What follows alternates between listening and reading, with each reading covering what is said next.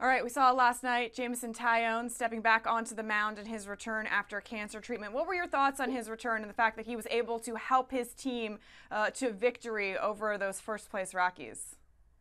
Well, I think it's remarkable that he's been able to do what he's done and to come back. Really, what we're talking about, maybe inside a month since when the news broke, or not much more than a month since the news broke. Tyon has overcome a lot in his career already.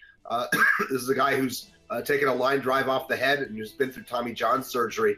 So he's, I guess, got a good mindset when it comes to dealing with adversity. And I'm just in awe of what he's been able to do, and it's a great story. The Pirates have had a rough season so far, so for them to get a positive story, a positive performance out of this, I think is a wonderful thing.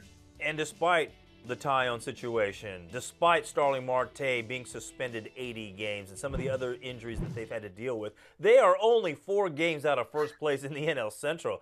How do you like their chances of making some noise here in the second half of the season? Well, it's going to depend on a lot of guys playing up to their potential. I mean, Andrew McCutcheon started to show signs of life, but they really need him back in right field because he's not a center fielder anymore. They need to get Marte back and playing up to his potential. There's what is his potential though, Jay? I mean, do we really know now with the PEDs?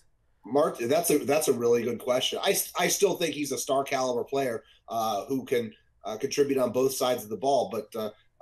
Playing center field on a regular basis is going to be a relatively new thing for him at the big league level. And, we do have to see if there is some fall off related to the suspension. By the way, Jay, what does it say about this NL Central that there are only 4 games separating the last place team from the first?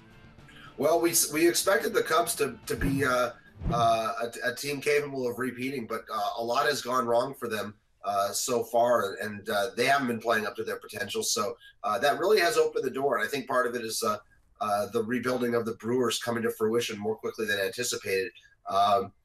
So it really is anybody's race right now. But I do think over time we're going to see the Cubs and the Cardinals probably at the top of that division. Maybe with the Brewers hanging in there if they make if they make a couple moves, but. I'm not sure the Pirates are going to be in it for the long haul.